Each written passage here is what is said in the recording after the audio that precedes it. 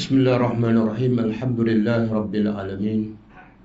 Nahmaduhu wa nasta'inu wa nastaghfiruh. Wa na'udzu billahi min shururi anfusina wa min sayyiati a'malina.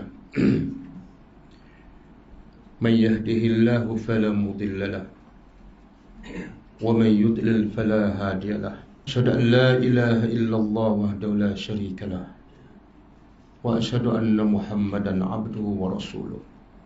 Subhanaka la ilma lana illa ma 'allamtana innaka antal alimul hakim. Allahumma 'allimna ma yanfa'una wanfa'na bima 'allamtana wa zidna ilma. Allahumma ati anfusana taqwaha wa zakkiha anta khairu man zakkaha anta waliyuha wa maulaha. Rabbi yassir wa la tu'assir, Rabbi tamim bil khair, amma ba'du. Yang dimuliakan Encik Nasir, pengurusi majlis, dan juga merangkap pemilik Aipaksi, betul kan? Pemilik sementara lah. Pemilik yang kekal ialah Allah Subhanahu Wa Taala. Dan ini juga saya pertama kali jumpa Cik Nasir secara yaqazah. Dan sebelum ini saya tak pernah juga jumpa dalam mimpi. Seterusnya kepada muslimin muslimat dan pelajar-pelajar tadabbur online, dan juga rasanya ada juga yang bukan pelajar tadabbur, pelajar Aipaksi, betul kan? Alhamdulillah, satu nikmat yang paling besar ya Allah beri kepada orang beriman. Tetapi kadang-kadang kita tak merasai nikmat tersebut. Yang nikmat itu antara penyebab utama kita mendapat cinta Allah. Ramai orang yang belajar, kadang-kadang belajar bertahun-tahun, tapi satu nikmat ini kadang-kadang tak dirasai. Jadi majlis hari ini kita nak cuba kongsi dan nak cuba hayati nikmat yang sangat besar, yang kerana nikmat ini insya-Allah kita akan selamat di akhirat besok, insya-Allah. Dan nikmat ini sekiranya tidak ada, itu adalah petanda iman kita bermasalah. Apa nikmat itu? Apa nikmat itu? Boleh agak tak? Sebab tu bila orang tanya tajuk apa, saya susah nak jawab. Jadi untuk memberi tajuk pada hari ini, jawab soalan saya. Apa nikmat itu? Ramai orang yang solat, puasa, pergi umrah, pergi haji, belajar, tapi kadang-kadang nikmat ni tak ada dalam kehidupannya. Kadang-kadang nikmat ini dia anggap remeh, kecil. Apa nikmat itu? Ketenangan. Nikmat? Iman. Tapi apa tanda nikmat iman? Apa tanda nikmat iman? Semua orang mendakwa kami dah beriman. Kami solat, kami puasa, kami pergi kelas. Apa tanda dia? Kalau tak boleh jawab, tak adalah tajuk hari ni. Saya pun rasa macam tak layak je duduk kat sini, sebab ini tempat Sahibul Fadilah Maulana Asri, seorang ulama yang hebat, pakar dalam hadis. Jadi saya ni rasa macam kerja je. Okey, nikmat yang saya nak sebut dan boleh jadikan sebagai tajuk perjumpaan kita hari ini ialah nikmat kasih sayang kerana Allah. Kasih sayang kerana Allah. Ramai orang bercakap, tapi secara praktikalnya kadang-kadang tidak ada. Dalam satu hadis yang sahih, an Abi Hurairah radhiyallahu anhu, inna Allah ta'ala yaqul Yaumal qiyamah. Ainal mutahabbuna bijalali. Al-yawma uzilluhum fi zilli yawma la zilla illa zilli. Rawahu Muslim. Maksudnya, daripada Abu Hurairah radhiyallahu taala anhu, katanya, sesungguhnya Allah berkata pada hari kiamat, ainal mutahabbuna bijalali.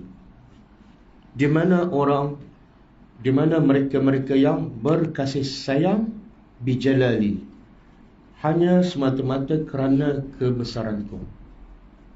Bukan kerana dunia, bukan kerana kepentingan, bukan kerana hubungan kerabat, bukan kerana kebetulan berjumpa, tak. Mereka betul-betul berkasih sayang kerana kebesaran aku. Sikit pun tidak ada niat duniawi ataupun kepentingan. Apa kelebihannya? Kelebihan orang yang berkasih sayang kerana Allah. Kelebihannya Allah beritahu, al-yawm, hari ini, pada hari kiamat. Pada hari kiamat, kelebihan orang yang berkasih sayang kerana Allah, tak kiralah apa pangkatnya, kedudukannya, tapi dia sayang pada saudaranya kerana Allah. Apa kelebihannya? Allah kata pada hari kiamat, al-yawm, hari ini, iaitu hari kiamat, uzilluhum, aku teduhkan, aku bayangkan mereka, fi zilli, di bawah bayangan aku, iaitu bayangan arash Allah.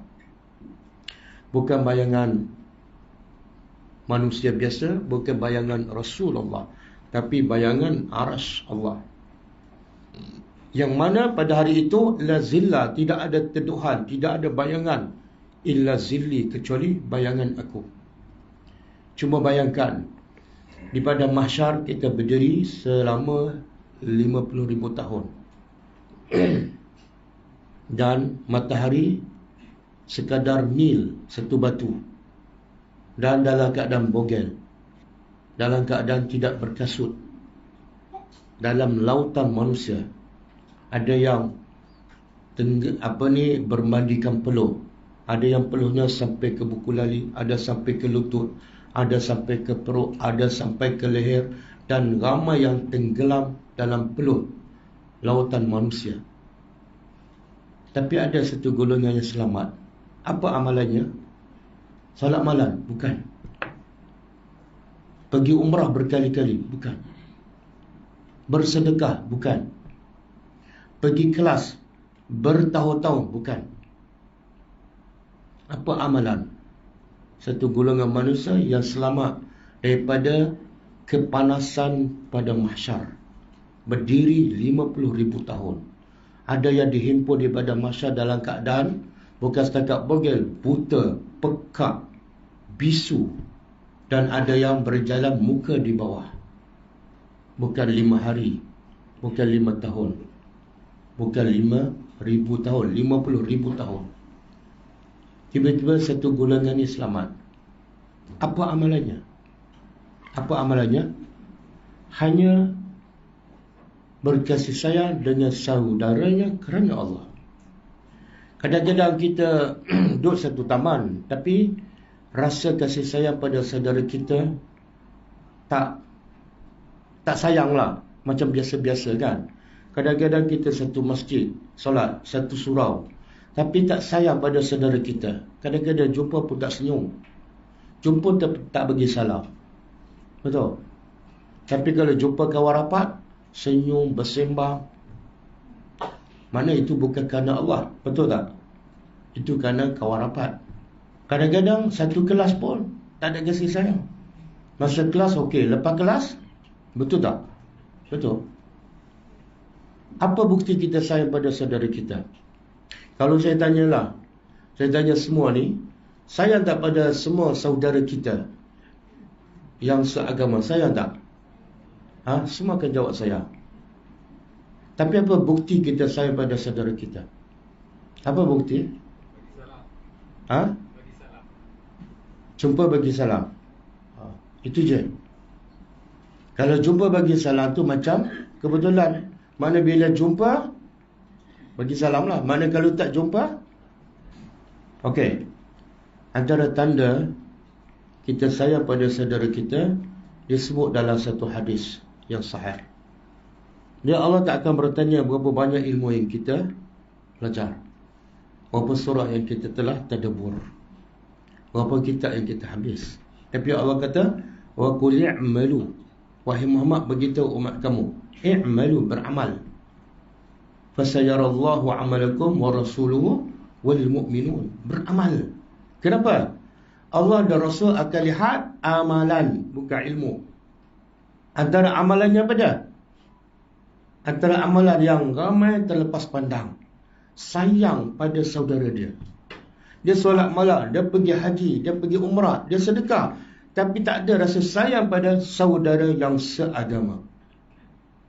Begitu ada dalam satu hadis yang sahih, riwayat Muslim, ada seorang lelaki pergi ke satu kampung untuk ziarah kawannya. Tengok Allah ni sangat-sangat membesarkan orang yang sayang pada saudaranya, sehingga Allah hantar satu malaikat wakil jaga orang ni. Jaga orang ni. Siapa ni? Yang salat malam? Bukan. Yang pergi haji berkali-kali? Bukan. Yang duduk kelas setiap hari 8 tahun? Bukan. Siapa ni? Yang Allah hantar malaikat jaga dia. Siapa? Allah hantar malaikat untuk jaga lelaki ni sebab dia pergi ke satu kampung nak ziarah kawannya. Jadi malaikat ni nak test. Allah Maha mengetahui. Kamu nak ke mana ni? Malaikat bertanya pada lelaki itu. Aku nak ziarah akhan li, saudaraku. Malaikat test lagi. Kamu nak pergi tu untuk apa? Aku pergi kerana dia adalah saudaraku. Malaikat test lagi. Adakah kamu pergi sebab satu nikmat tarubbuha? Ada satu kepentingan nikmat dunia yang kamu nak mendapatkannya? Nak pinjam duit ke? Nak luah perasaan ke? Nak pinjam kereta ke? Kan? Apa kata lelaki? Tak. La. Semua tak ada tujuan tu. Ghaira anni uhibbuhu fillah.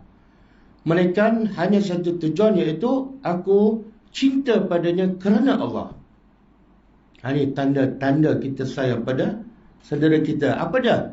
Pergi ziarah walaupun jauh. Maka apa kata malaikat ni? Malaikat kata, aku adalah wakil daripada Allah kepada engkau untuk memberitahu pada engkau, innallah ahabbaka, sesungguhnya Allah cinta pada engkau sebagaimana engkau cinta pada orang tu. Subhanallah. Apa amalan dia sehingga Allah hantar malaikat jaga dan dia beritahu Allah cinta pada engkau? Apa amalannya? Apa amalannya?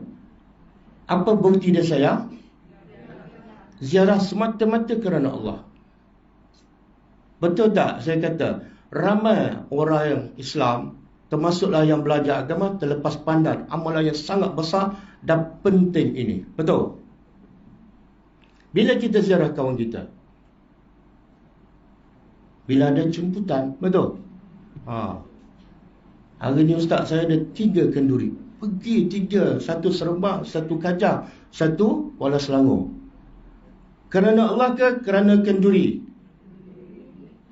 Tak dapat cinta Allah. Dapat apa? Makanan. Lepas tu tuan punya kenduri dapat apa? Sampul. Tak dapat cinta Allah. Itulah nilai kita pergi jauh, dapat makanan.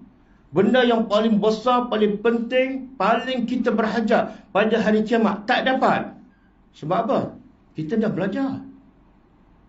Kalau orang tak jemput, kita tak pergi. Betul tak? Ilmu dah banyak. Terlepas satu benda yang sangat besar, nikmat yang sangat besar. Simple je. Betul tak?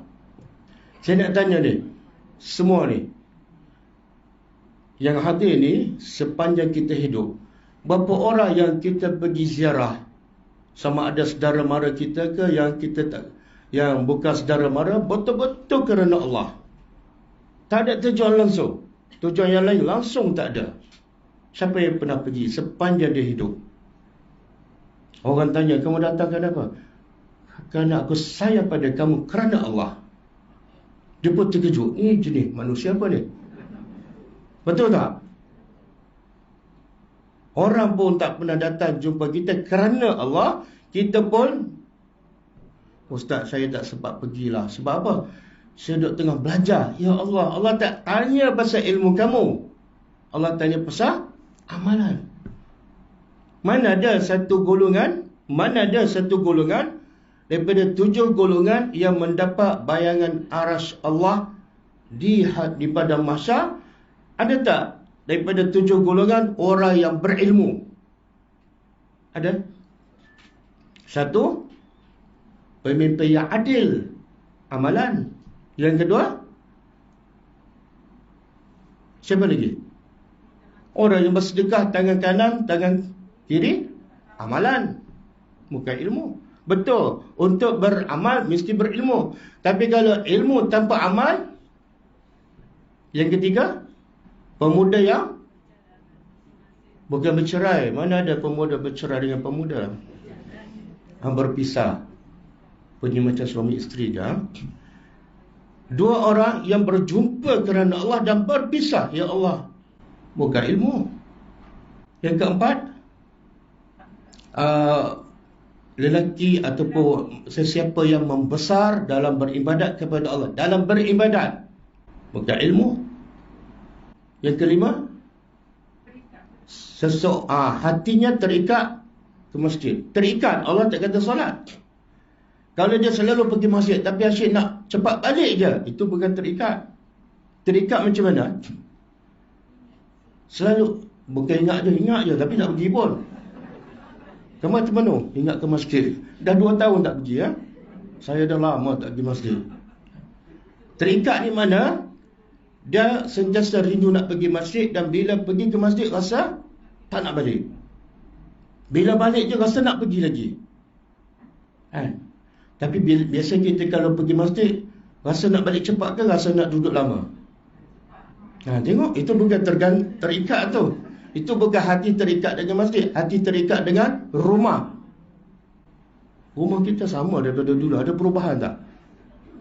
Tak ada kan? Apa lagi yang keenam?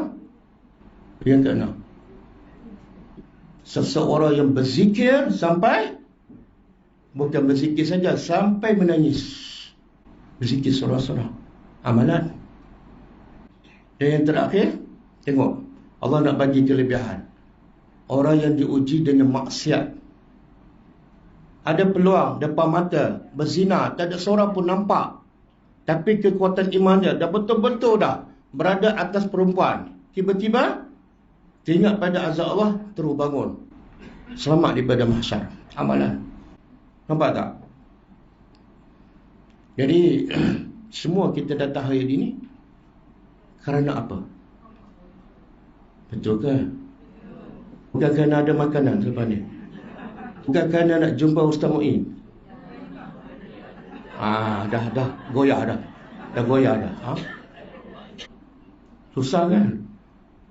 Saya nak tanya, kenapa kita berkumpul pada pagi ini? Ataupun apa yang mengumpulkan kita di sini? Cerita kerana Allah. Biasa yang suka mendakwa ni susah dipercayai.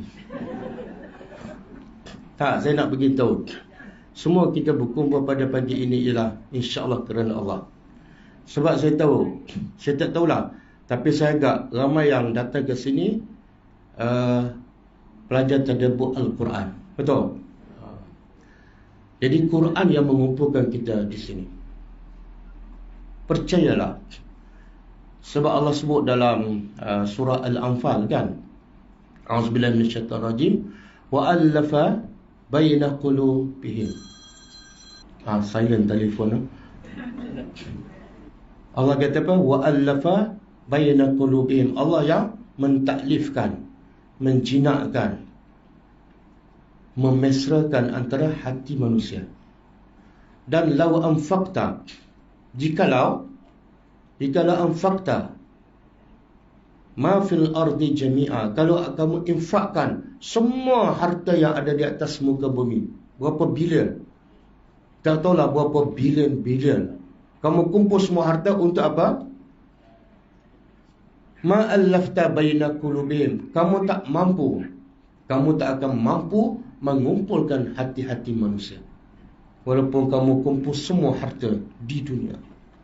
Walakin Allah allafa bainahum, tetapi Allah yang mengumpulkan hati-hati manusia. Katalah saya ada 1 bilion, saya tak boleh nak kumpul hati manusia. Kalau datang pun mungkin fizikal saja, hatinya tak. Tapi yang boleh kumpulkan hati manusia sehingga mereka berjumpa dan bertemu dengan Allah ialah Allah. Maka kita datang ke sini saya cukup yakin sebab kita faham Al-Quran. Bila kita faham Al-Quran, kita akan datang demi untuk merealisasikan cinta kita kepada saudara kita kerana Allah. Betul tak? Kalau semua ataupun sebahagian besar ni tak belajar tadabbur Al-Quran, saya tak datang ni. Dan kalau saya tak mengajar tadabbur Al-Quran, saya cakap ni datang semua, saya tak datang. Betul? Sebab Al-Quran. Dan benda inilah yang paling penting, yang paling asas yang Nabi bentuk kepada masyarakat di Mekah dan di Madinah. Ini kekuatan. Pertama, Nabi asaskan akidah yang betul. Yang kedua, kekuatan Islam yang kedua pada selepas akidah, bukan ekonomi, tetapi kekuatan ukhuwah, sehingga hilang rasa kearaban, kekuraisyan di kalangan orang yang dah beriman kepada Allah dan Rasul. Dulu orang macam Bilal dianggap hamba, kan? Tapi bila diterapkan nilai-nilai Al-Quran dalam hati para sahabat yang telah beriman, mereka menganggap Bilal dengan Abu Bakar sama level. Kata Umar, a'taqa sayyiduna Bilal. Ketua kami Abu Bakar telah memerdekakan ketua kami Bilal. Subhanallah. Daripada kulit hitam jadi hamba. Umar kata Abu Bakar dengan Bilal sama-sama beriman. Mereka adalah bersaudara. Mereka dua-dua adalah sayyiduna. Apa tak Islam? Islam menyamakan manusia. Tidak ada beza. Dan sebab itulah hasil kita tadabbur Al-Quran, semua jenis manusia, semua jenis fahaman manusia, semua jenis akidah, semua jenis latar belakang, semua jenis kedudukan ada bersama dalam kelas tadabbur Al-Quran. Betul? Saya pergi mana-mana jumpa, ada Datuk, ada CEO, ada profesor, ada orang kampung, ada pemuda yang bawa foodpanda, ada yang bawa Grab, ada yang tukar gunting. Kenapa boleh kumpul semua? Sebab Al-Quran. Sebab tu hari pertama Nabi terap Al-Quran kepada masyarakat Arab Mekah, semua jenis manusia, semua jenis umur, semua peringkat umur masuk Islam. Betul? Orang kaya Abu Bakar masuk Islam, wanita Khadijah yang kaya masuk Islam, Bilal yang miskin hamba masuk Islam, keluarga Ammar bin Yasir yang miskin masuk Islam, kanak-kanak Sayyidina Ali masuk Islam, semua. Dan Alhamdulillah, semalam hari pertama kita datang, kita buat program untuk remaja, budak sekolah. Kita cakap pasal Al-Quran. Hari kedua, naik sikit taraf, kita buat program tadabbur Al-Quran kepada lebih sikit pada budak sekolah, college vocational, umur 17-18. Dan hari ini peringkat yang lebih tinggi sikit. 3 hari 3 peringkat umur yang berbeza. Kenapa kita boleh kumpul semua? Sebab Al-Quran. Betul? Alhamdulillah. Daripada budak sekolah, college, kemudian ini tahap apa? Orang PC, otai. Itulah Islam. Sebab tu yang ikut Nabi semua peringkat umur ada. Bahkan yang paling lama bersama Nabi siapa? Orang miskin. Betul tak? Orang miskin. Sebab Islam tu menyantuni semua dan menyama taraf. Tiada beza. Kalau kita buat sesuatu orang lain tak boleh masuk, Islam tak betul. Ada something wrong. Kan? Kita mengajar agama tapi orang tua je masuk. Ada, tu agama apa tu? Agama orang pencina. Sebab tu yang suka pergi masjid siapa? Kumpulan POP, Persatuan Orang. Kenapa remaja tak suka pergi masjid? Sedangkan masjid tu rumah Allah, bukan rumah AJK. Betul tak? Dan Allah kata Allah boleh menyatukan semua hati manusia. Orang kaya, orang miskin, kanak-kanak boleh duduk sama-sama. Rumah Allah. Tapi kenapa remaja tak suka pergi, kanak-kanak? Kalau pergi kena marah. Kenapa? Tak ada kasih sayang. AJK dengan kanak-kanak tak ada kasih sayang. Betul tak? Macamlah anak Sami Melu. Betul tak? Sedangkan Nabi bila salat, Nabi dukung cucu. Suasana kasih sayang, semua peringkat umur ada dalam masjid. Tak ada siapa yang rasa terpinggir. Orang miskin lagi tak rasa terpinggir. Bagaimana orang fakir, orang miskin di zaman Rasulullah rasa mereka sangat disayangi oleh Rasulullah. Mereka rasa Rasulullah tu macam bapa mereka. Betul tak? Tapi sekarang ramai tak orang miskin rasa mereka tu disayangi oleh para asatizah. Ada tak? Ada tak? Orang miskin zaman Nabi Allah puji dalam Quran. Lil fuqara'il muhajirina allazina ukhriju min diyarihim wa amwalihim. Orang fakir yang berhijrah. Allazina ukhriju, yang mereka itu dikeluarkan daripada negeri mereka Mekah. Wa amwalihim, dan harta mereka dirampas. Tengok Allah puji siapa ni? Orang fakir, miskin. Golongan pertama yang terbaik yang dipuji oleh Allah, orang fakir. Kenapa Allah puji mereka? Sebab mereka sanggup diusir kerana Allah. Sanggup miskin kerana agama Allah. Dan Allah kata mereka ni matlamat hidupnya apa? Yabtaghuna fadlan minallah. Mereka nak cari fadlan minallah sahaja. Sepatut kalau orang miskin zaman kita sekarang nak cari apa? Nak cari apa? Nak cari duit, nak cari makan. Tapi miskin zaman Nabi, bila Nabi terapkan Al-Quran dalam jiwa mereka, mereka bukan nak cari duit, tapi mereka nak cari yang lebih mahal daripada duit. Nak cari syurga. Sebab tu bila ada peluang, Nabi ijtihad jihad. Orang fakir ni berebut jumpa Rasulullah. Ya Rasulullah, tolong bawa kami pergi berjihad. Bukan nak minta duit, bukan minta sedekah, minta nak mati syahid. Tengok orang miskin dididik oleh Al-Quran. Sehingga mereka cukup yakin apa yang terbaik untuk mereka. Bila Rasulullah berkata, La ajidu ma'ahmilukum, aku tak ada benda yang nak bawa kamu untuk berjihad. Apa reaksi orang miskin? Apa dia? Menangis. Menangis bukan tak dapat sedekah. Menangis bukan sebab tak dapat rezeki. Menangis sebab tak boleh pergi berjihad sebab miskin. Tak ada harta nak pergi berjihad. Ya Allah, hebat tak orang miskin zaman Rasulullah? Tapi orang miskin zaman kita menangis tak kalau tak boleh pergi masjid? Tak ada. Berjihad tak boleh cakap lah. Orang miskin zaman kita, ramai kebanyakannya menangis sebab miskin. Betul? Kenapa? Apa sebab?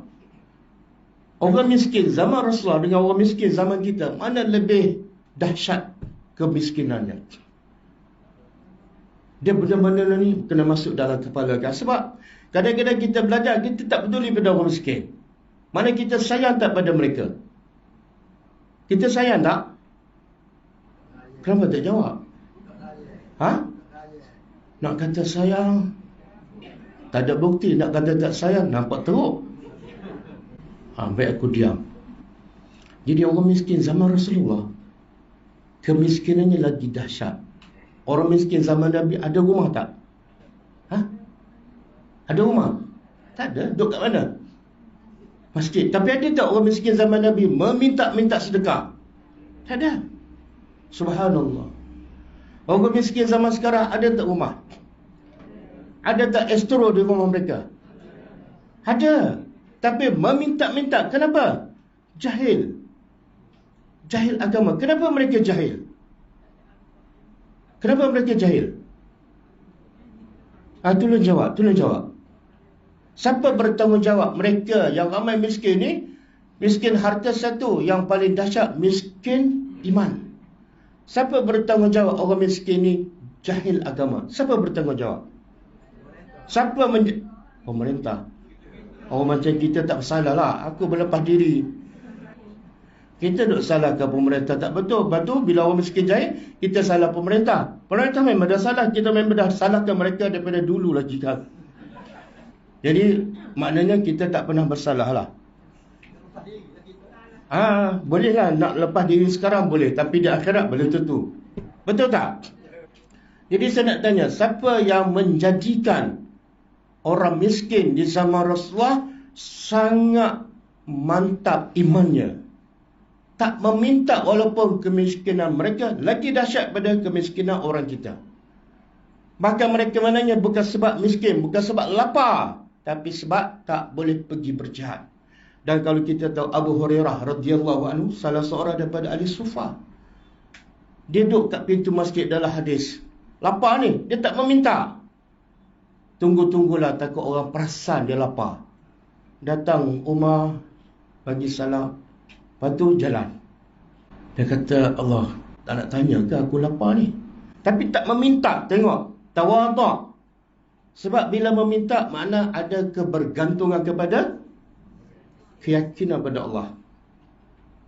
Lepas tu, datang pula Abu Bakar. Harap-harap Abu Bakar ni tanya khabar lah, kan? Bagi salam, yalah. Lepas tu datang pula Rasulullah. Rasulullah pun lebih menghayati. Dia pun panggil Abu Hurairah pergi ke rumah. Kemudian Rasul keluarkan susu. Abu Hurairah tengah lapar ni. Rasul kata apa? Pergi panggil ahli sufah kat masjid. Pergi panggil ahli sufah. Dalam hati dia, aku yang lapar. Kenapa tak bagi kat aku dulu kan? Tapi mulut tak cakap. Dia panggil. Panggil ahli sufah minum. Gelas susu tak banyak, tapi mukjizat Nabi boleh minum. Lepas satu-satu Abu Hurairah, Nabi tak pergi minum lagi. Tengok Allah didik, Nabi didik.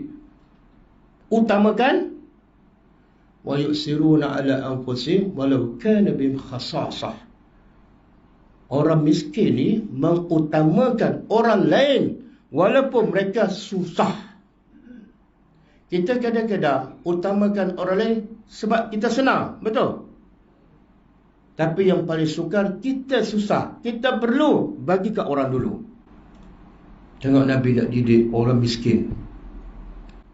Kita sekarang banyak tak utamakan diri kita daripada orang lain. Aku makan dulu, aku sihat dulu, aku berjalan dulu, aku melancong dulu, aku belajar dulu. Orang miskin bila? Orang miskin bila? Pah ni ya. Pah ni dah 2 tahun tu. Betul tak?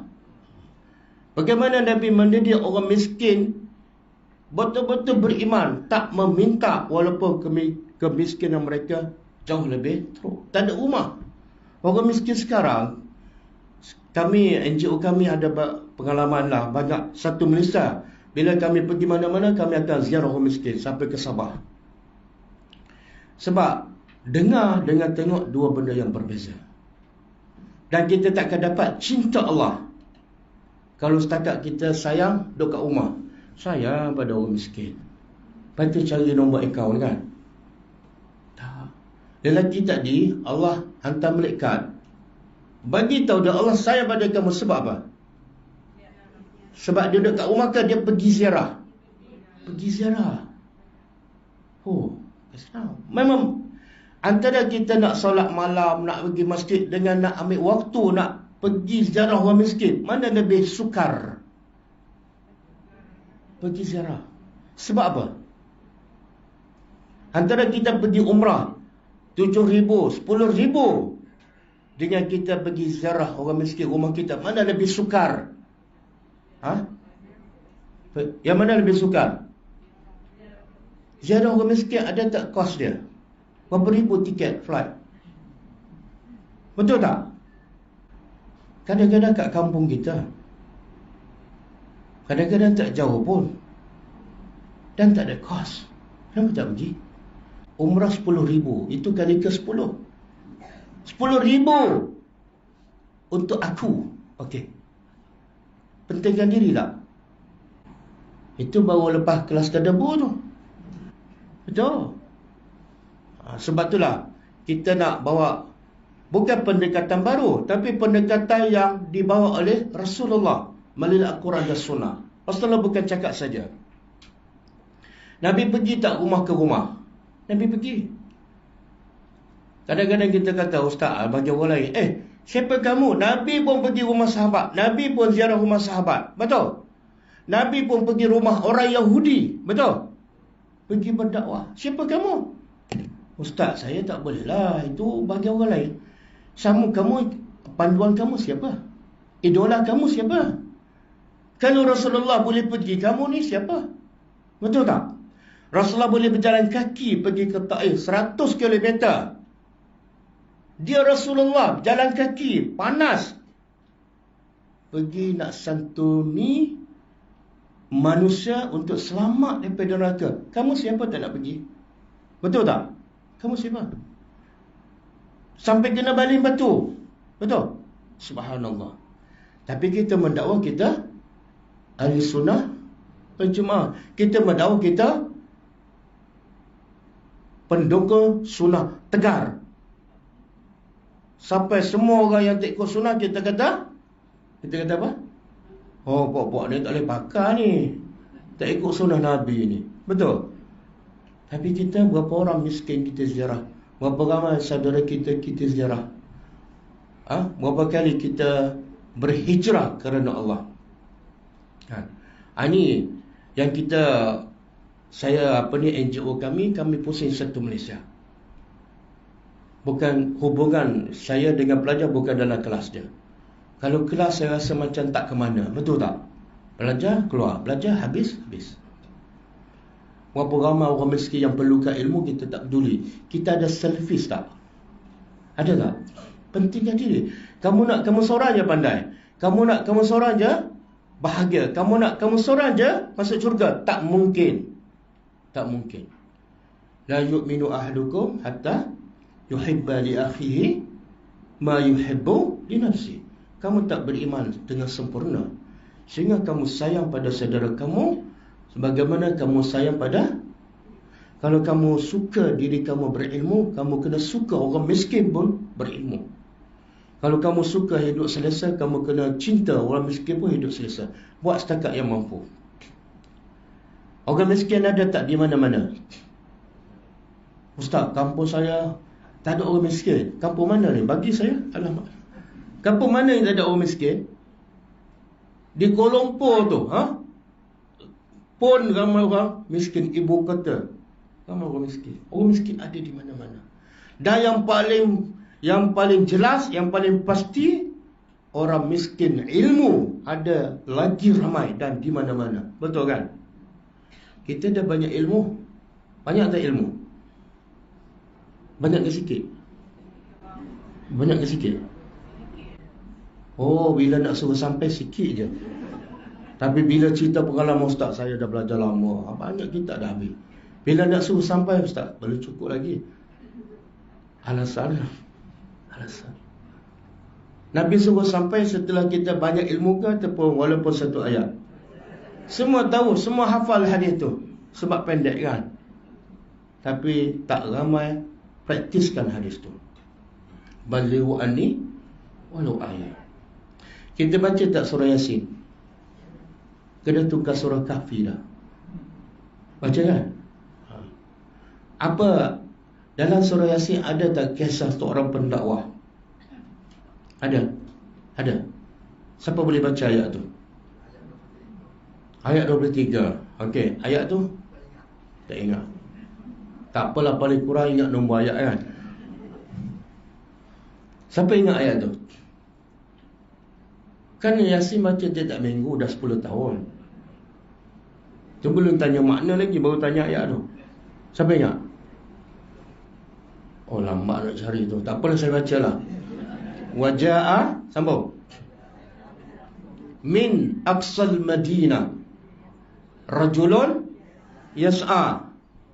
Lepas tu qala ya qaumi ittabi'u al-mursalin. Simple je.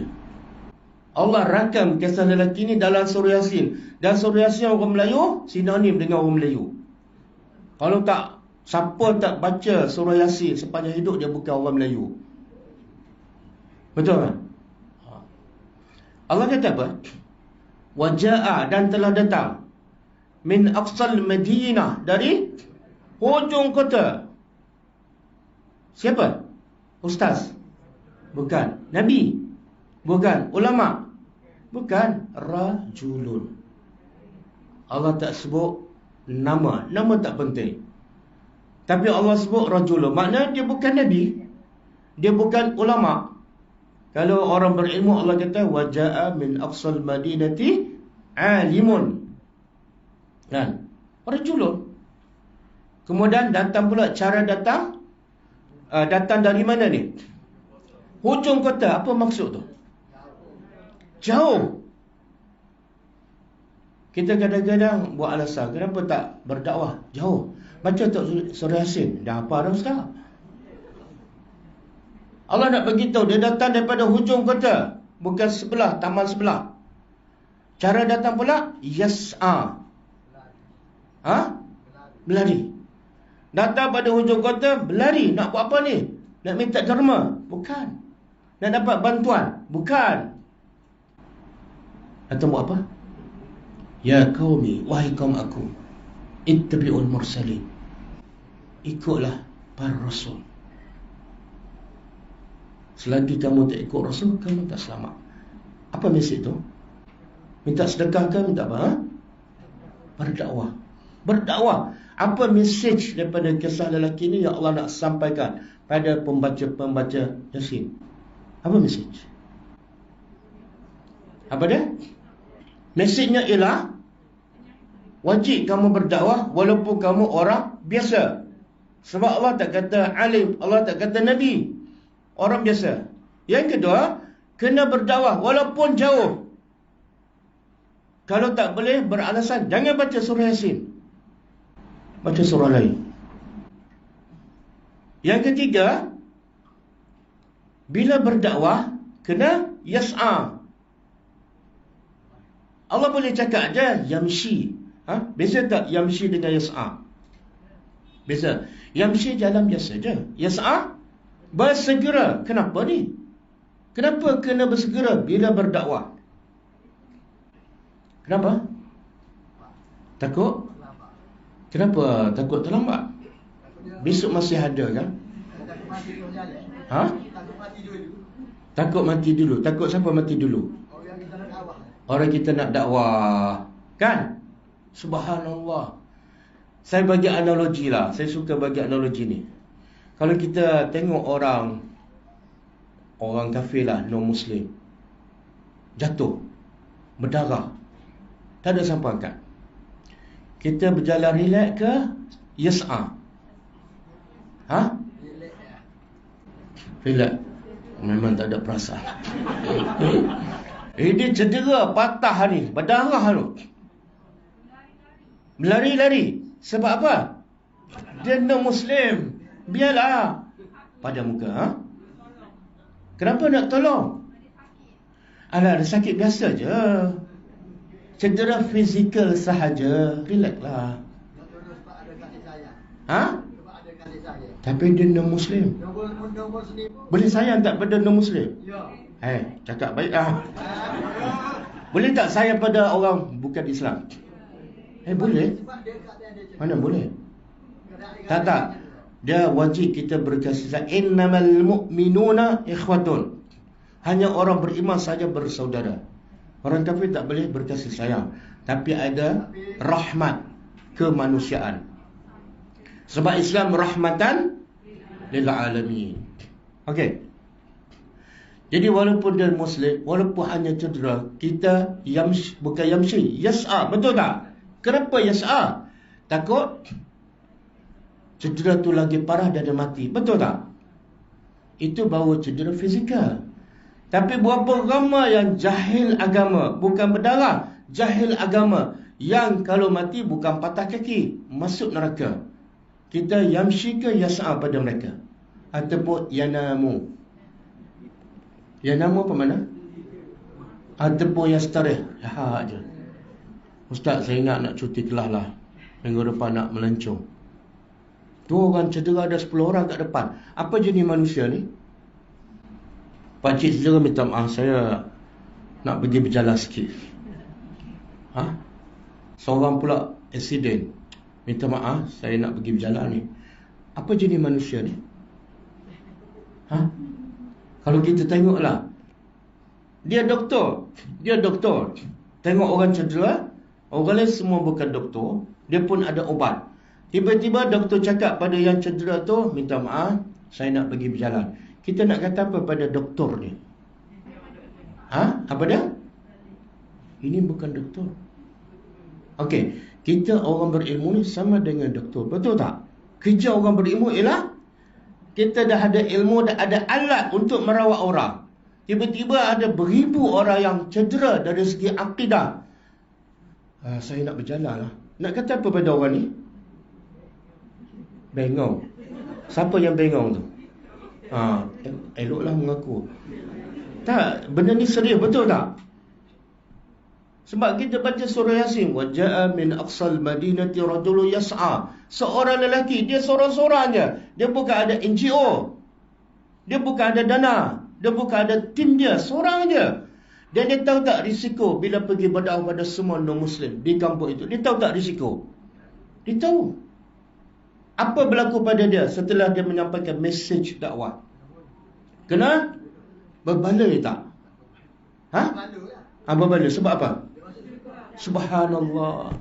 Tengok orang lelaki biasa, jelas matlamat hidupnya. Aku buat kerja dakwah, mati masuk syurga. Okey ke tak? Aku tak buat kerja dakwah, tak ada jaminan masuk syurga. Okey ke tak okey? Okey ke tak okey? Cakap je tak okey tapi tak buat. Nampak tak? Tengok. Sebab itulah Quran, kalau kita tadabbur Al-Quran, ayat demi ayat, surah demi surah, kita tak akan duduk diam. Dan kita dapat feedback daripada pelajar tadabbur Al-Quran di satu Malaysia. Ramai yang buat nota, ramai yang dakwah pada keluarga, ramai sampai mesej pada. Itu Quran yang menggerakkannya. Sebab bila kita faham Quran, tiba-tiba kita tak sampaikan, kita belum faham Al-Quran. Macam mana kita, Quran adalah rahmatan lil alamin.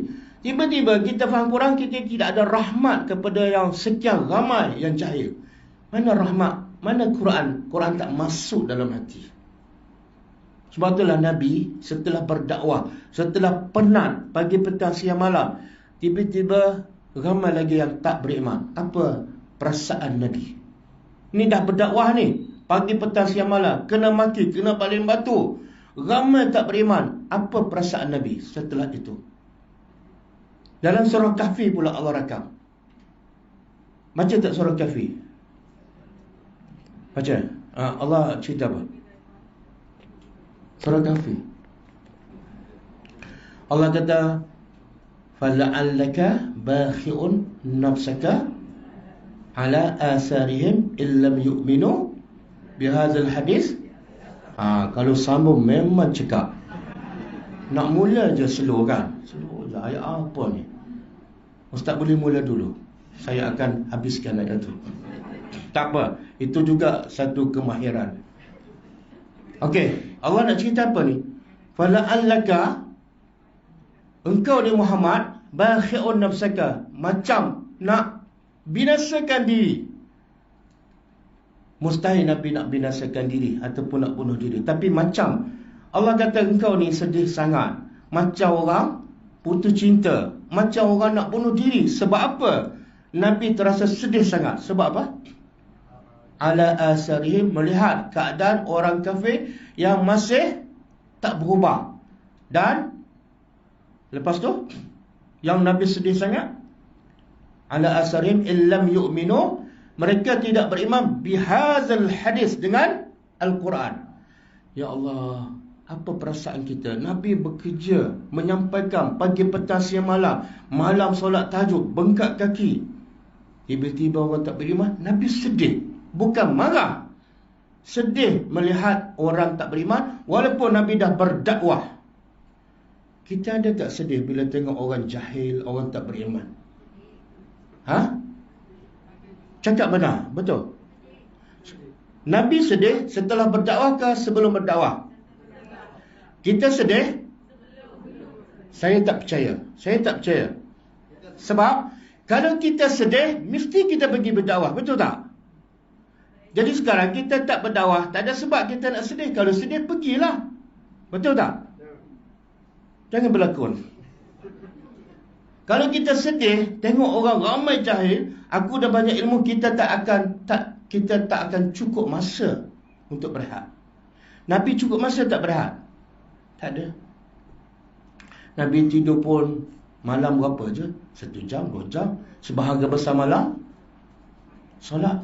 Siang pula semua hidup Nabi, hidup para sahabat untuk agama Allah. Okey? Jadi kadang-kadang orang dengar apa yang saya cakap, kadang-kadang nampak macam keras, betul tak? Setuju? Setuju tak? Cakap je lah, saya tak kecil hati pun. Tapi kalau saya tak cakap macam ni, mungkin orang tak akan sedar, orang tak tersentak, kan? Orang tak sentuh, dan orang tak akan berubah. Sebab saya fikir, bagaimana Nabi sedih sampai Allah tegur, fala yahzun wa man kafar fala yahzunka kufru. Siapa yang kufur, siapa yang kafir, janganlah kekufuran itu menyebabkan engkau sedih. Nabi dah berdakwah, bila orang tetap kafir Nabi sedih, maka Allah larang, jangan sedih. Sebab kamu dah buat yang tak mampu, kamu dah buat, kenapa nak bersedih? Yang patut sedih siapa? Yang tak buat ni. Ya Allah, aku sedihlah sebab aku dah ilmu pun banyak, tapi tak ada kekuatan nak sampaikan, kan? Kadang-kadang saudara aku, kadang-kadang sahabat aku, mereka tak solat pun tak betul, solat pun tak ikut cara Nabi, sunnah Nabi pun mereka tak belajar. Ya Allah, sedihnya. Macam mana nasib mereka di akhirat besok, dan macam mana nasib aku yang berilmu tapi tak sampaikan. Betul tak? Cuba semua ada Quran. Okey, buka surah Al-Qasas. Sorry, tersilap. Surah Al-A'raf ayat 164. 164. Nampak? Okey. Muka surat 172. Okey. Ini adalah kisah Bani Israel yang surah Al-A'raf ayat 164. Muka surat 172. Okey, ini kisah Bani Israel yang kononnya dia mendakwa, dia nak berehat hari Sabtu, nak beribadat je, tak nak buat kerja, kan? Bila cakap je Allah terus bagi ujian. Jadi Allah kata, okey, kalau kamu nak berehat, nak beribadat hari Sabtu, okey. Tapi Allah bagi ujian apa dah? Hari Sabtu ikan banyak. Tengok, jangan suka mendakwa. Bila mendakwa Allah akan uji. Saya memang nak pergi berdakwah, Allah pun bagi kelapangan masa. Ataupun Allah bagi ujian, ada sana, ada sini, ada tawaran, melancur dan sebagainya, ada potongan masa kita cakap nak pergi berdakwah. Allah nak tengok, betul tak? Okey? Jadi Bani Israel ni cakap nak beribadat hari Sabtu. Allah pun test. Cara Allah test apa dah? Allah bagi ikan. Ikan melimpah pada hari yang mereka kata nak beribadat. Hari lain tak ada ikan. Kalau nak tengok betul tak nak beribadat, betul tak nak bekerja hari Sabtu. Maka terbagi pada Bani Israel, terbagi pada 3 kumpulan, pecah pada 3 kumpulan. Satu yang tangkap ikan tu secara halal. Dalam tafsir mengatakan dia letak jala hari Jumaat, kemudian dia angkat jala hari Ahad. Sebenarnya ikan tu ikan hari apa? Dia nak tipu siapa tu? Kononnya nak tipu Tuhan, tapi sebenarnya mereka tipu diri sendiri. Itu kumpulan pertama. Kumpulan kedua yang mencegah, jangan takut, ini adalah haram, nanti Allah turunkan azab. Kumpulan kedua. Kumpulan ketiga, wait and see. Langgar pun tak, larang pun tak. Okey, bila kumpulan yang melarang ni, bila kumpulan yang tak langgar perintah Allah dan tak larang melihat kumpulan yang mencegah, maka kumpulan yang tak larang dan tak langgar menegur kumpulan yang mencegah. Cuba tengok ayat 164. Allah kata apa? A'udzubillahi minasyaitonir rajim. Wa iz qalat ummatun minhum. Ingatlah ketika mana telah berkata ummatun, satu golongan, minhum, daripada kalangan mereka. Siapa golongan ni? Yang tak tangkap ikan dan tak larang. Dia berkata pada siapa? Golongan yang melarang. Lima ta'izuna, kenapa kamu duk sibuk cegah ataupun melarang kaum yang Allah dah pasti akan binasa? Sebab Allah dah janji, siapa langgar perintah Allah, siapa tangkap ikan, Allah akan binasa. Jadi Allah dah janji, tunggu je Allah turun azab. Kenapa duk sibuk nak larang ni? Kan? Au mu'azibuhum, ataupun Allah akan pasti mengazab mereka azaban syadida. Tengok apa jawapan orang yang melarang ni. Tengok jawapan dia. Dia kata apa? Qalu, mereka berkata, ma'ziratan ila rabbikum. Yang aku dah larang ni sebab supaya aku boleh jawab di hadapan Allah. Aku dah larang. Sebab paling besar, paling utama mencegah kemungkaran ialah untuk kita jawab di hadapan Allah, bukan supaya orang tu berubah. Itu sebab utama. Makna apa tu? Yang melarang ni nak beritahu, cegah kemungkaran wajib. Kalau aku tak buat, aku kena soal. Dan bila tak boleh jawab, habis. Aku sama dengan yang buat tu. Faham tak? Sebab pertama, wajib cegah kemungkaran ni, berdakwahlah. Al-amru bil ma'ruf, suruh pada yang ma'ruf. Ma'ruf yang paling besar pada ma'ruf yang paling utama. Ajak manusia mentauhidkan Allah dan mencegah kemungkaran. Kemungkaran yang paling besar dan utama, menghalang manusia daripada syirik. Betul? Ramai tak manusia yang syirik? Ramai tak manusia yang tak mentauhidkan Allah? Kewajipan kita ialah wajib ke sunat? Wajib. Sebab tu dia kata, kamu marah sebab aku larang. Aku nak beritahu kamu, aku duk larang puak-puak ni daripada tangkap ikan, sebab aku tahu aku akan kena soal di hadapan Allah. Kalau aku tak larang, aku nak jawab apa? Boleh faham tak? Jelas tak? Sebab kedua, wala'allahum yattaqun. Semoga dengan larangan ini, semoga mereka, bukan kerja aku nak pastikan mereka bertakwa, tapi sebab utama aku boleh jawab. Sebab kedua, supaya mungkin dengan peringatan kita ni, dia dapat faham dan bertakwa, aku dapat pahala. Betul tak? Jadi apa masalahnya? Apa ruginya? Yang rugi siapa?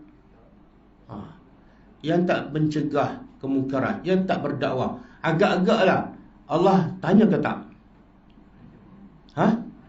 Tanya, agak-agak boleh jawab tak? Lepas ada tak boleh, buat apa? Itulah Quran. Tengok ayat Quran menggerakkan kita. Tak boleh ni.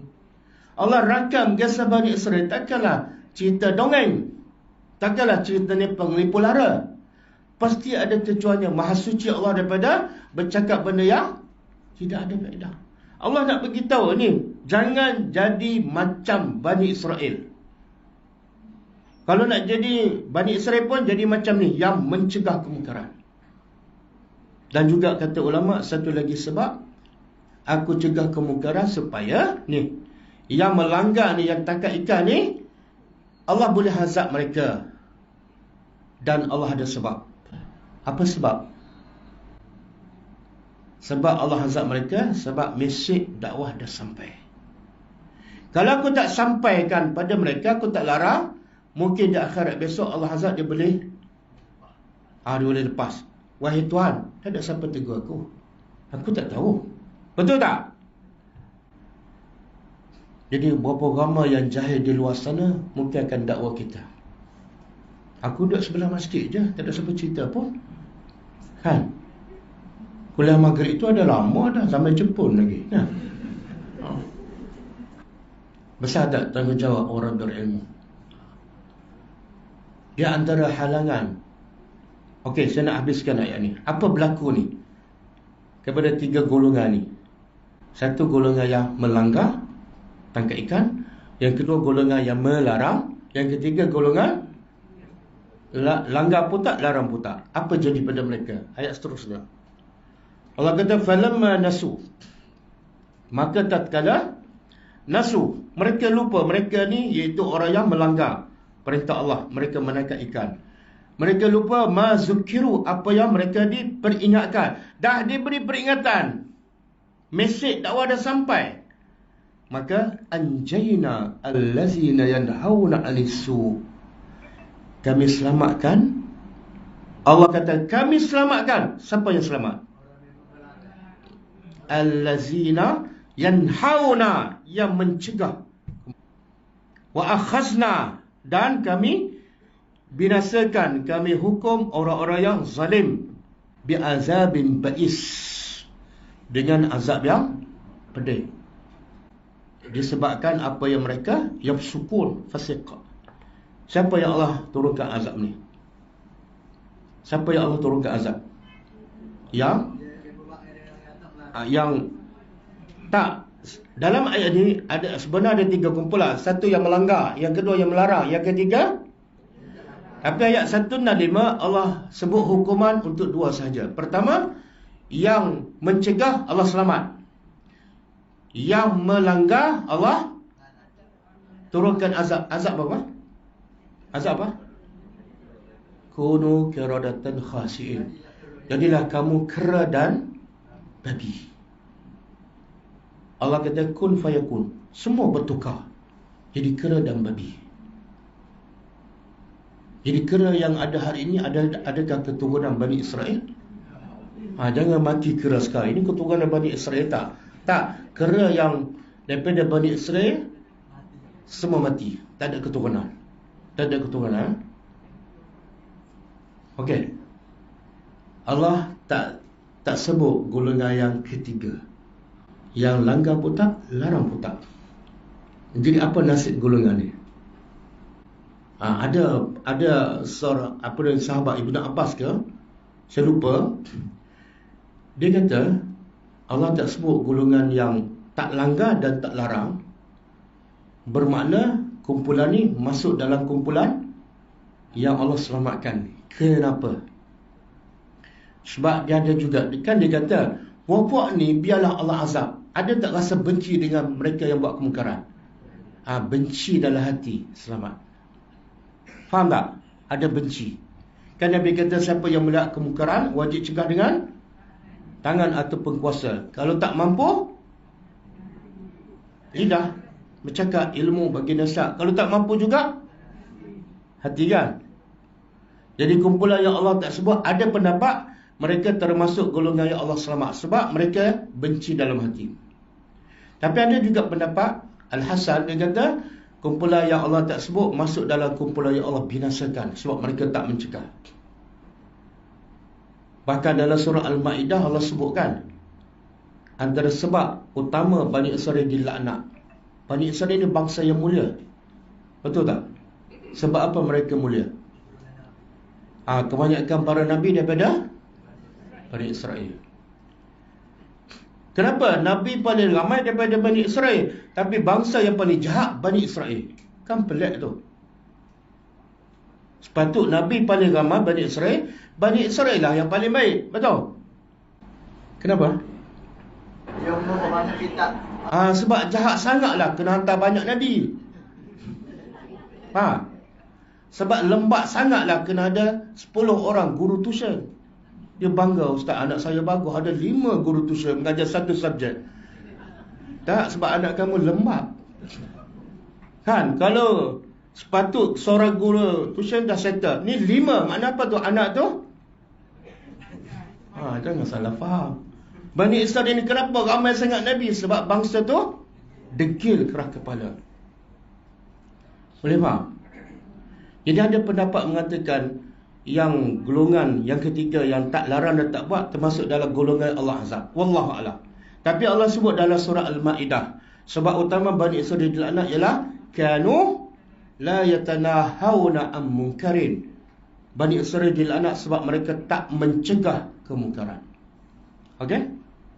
Jadi manusia bila berdepan dengan kemungkaran ada 3 je.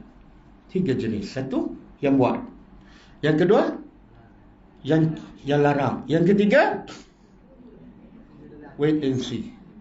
Kan? Okey. Kita masuk kumpulan mana? Wait and see. Agak-agak selamat tak? Ustaz, saya ambil pendapat yang kata selamat tu. Tapi yang selamat tu dia benci kan? Kita benci tak? Tapi benci kita adakah itu ikut tertib? Nabi kata bila tengok mungkar terus benci ke ataupun buat yang lain dulu? Kita terus yang ketiga. Salah tu. Dah 10 tahun benci je kan?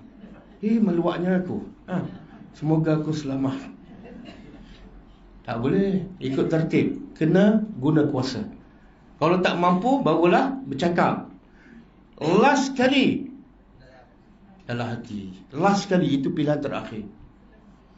Kalau dengan anak kita pun benci dalam hati menunjukkan apa? Nak kamu buat maksiat, mak tak mampu nak larang, mak benci dalam hati je.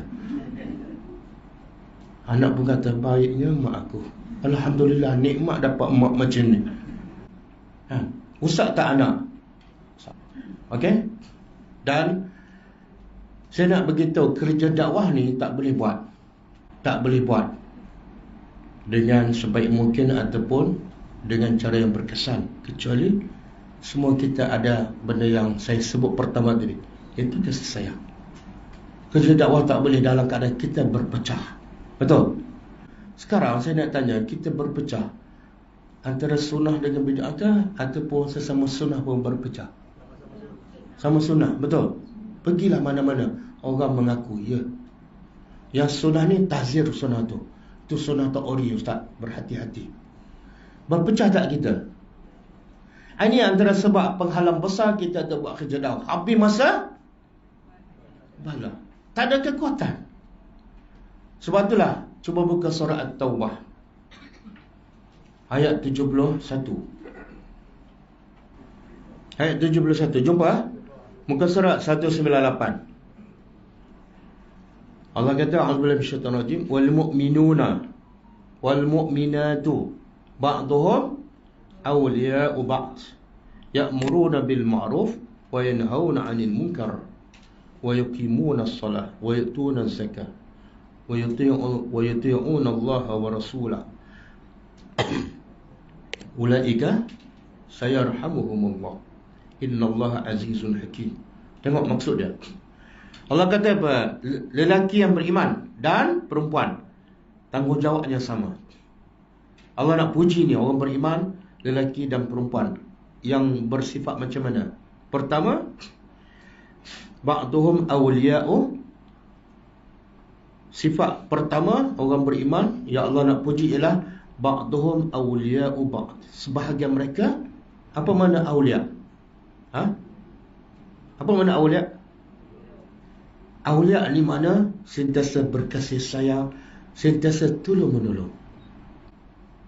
Makna kalau kamu sentiasa bergaduh, benci membenci, kadang-kadang buat kelah agama, tapi kadang-kadang daripada kelah agama menyebabkan pelajar dia benci pada orang lain, itu bukan orang beriman yang sebenar. Kita cerita yang menyebabkan orang semakin berkasih sayang, yang berpecah bersatu. Kemudian apa tugas orang beriman, lelaki dan perempuan, setelah berkasih sayang, setelah bekerjasama? Apa kerja utama? Subhanallah, ya'muruna bil ma'ruf wa yanhaw.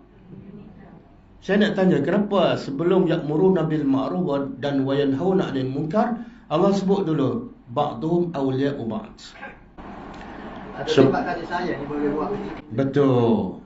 Betul Wan Azmi. Kamu tak mungkin buat kerja al-amru bil ma'ruf wan nahyu 'anil munkar kalau kamu berpecah, kalau kamu tak ada kasih sayang. Bahkan kalau kamu tak sayang pada orang yang buat mungkar, kamu tak akan cegah. Betul tak? Kalau ramai kita tak sayang pada orang yang tak buat ma'ruf, kita tak akan suruh dia buat ma'ruf. Jadi asas kerja dakwah, asas al-amru bil ma'ruf wal nahyu 'anil munkar, sayang. Sama-sama pendakwah kena berkasih sayang, dan pendakwah dengan mad'u kena sayang. Kita tak pergi ziarah orang miskin, tak pergi bagi ilmu sebab kita tak sayang pada mereka. Setuju ke tak? Setuju. Kita tak bagi bantuan makanan sebab kita sayang tak? Betul? Tapi antara makanan dengan ilmu, mana orang miskin lebih memerlukan? Makanan ke ilmu? Soalan. Orang miskin antara memerlukan pada makanan dengan memerlukan pada ilmu, yang mana mereka lebih memerlukan?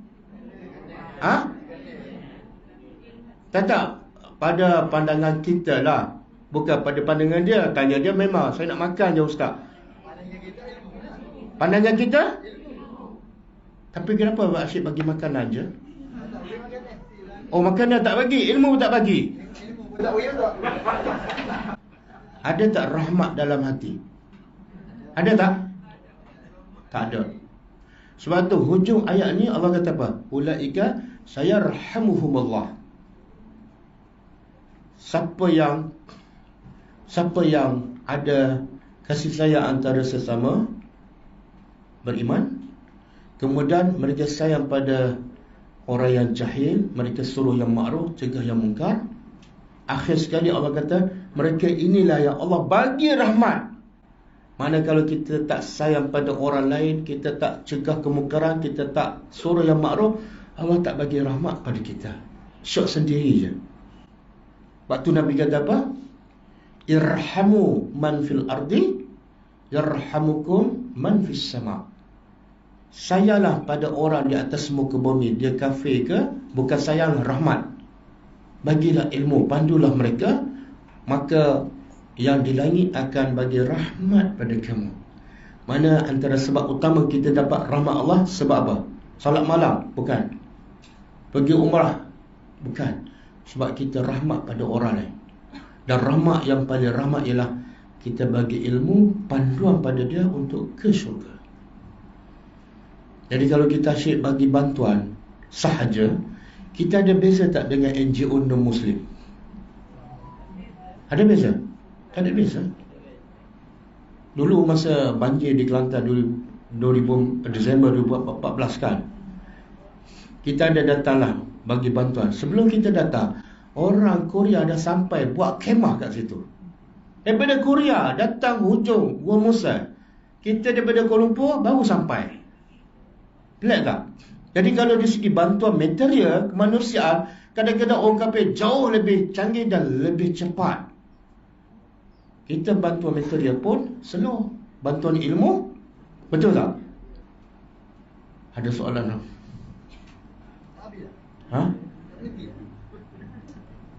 Nak saya berhenti ke? Saya tak puas lagi. Tak puas lagi. Saya pun tak puas ni kalau tak pergi ziarah orang miskin lepas ni. Boleh? Tak, saya bila saya tadabbur Al-Quran, Allah beritahu orang miskin macam ni kan, saya tertanya, kenapa orang miskin begitu hebat, beriman, tak meminta, menangis bila tak pergi bejat. Tapi orang miskin sekarang jahil agama, tak solat, tak kisah pun tak solat.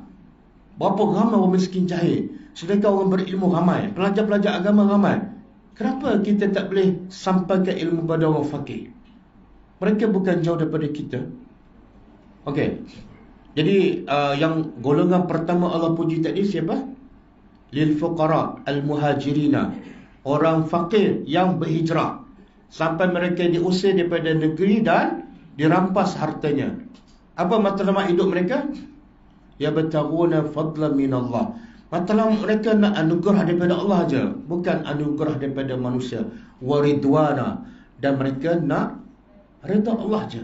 Orang miskin bukan matlamat. Sebab tu kita pernah dengar ada seorang sahabat Nabi yang juga ahli sufah, miskin. Dia muda lagi. Dalam muda, miskin, tak ada rumah. Kerja dia apa dah? Bagi bantu Nabi untuk ambil wudu. Nama dia Rabi'ah bin Ka'ab al-Aslami. Jadi satu hari Nabi tanya dia, "Sal, mintalah apa yang kamu nak." Okey, dia miskin, muda, tak ada rumah. Tiba-tiba Nabi tawarkan. Logiknya dia minta apa? Muda, miskin, tak ada rumah, tak ada isteri. Nabi tawarkan, Nabi ni ketua negara. Nabi pernah bagi 100 ekor unta harta rampasan kepada orang yang baru masuk Islam di Mekah. Nabi pernah bagi kambing beratus-ratus ekor kepada orang Badui. Ni peluang ni. Apa yang sahabat ni minta bila Nabi tawarkan? Tahu? Ha? Syurga bersama Allah. Sebab dengan Rasul, dengan Nabi Muhammad, minta syurga bersama Nabi. kenapa dia tak minta? Dia muda lagi, tak kahwin. Masalah saya nak kahwin ni. Ataupun saya tak ada rumah, bagilah satu rumah yang simple-simple. Dia tahu nikmat surga tu banyak. Dia ada riwayat mengatakan dia balik berfikir dulu.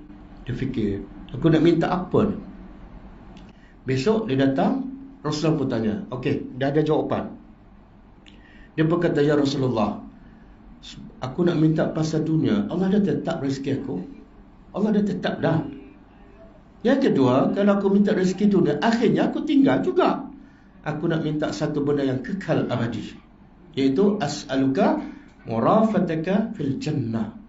Aku nak bukan setakat masuk syurga, tapi dekat.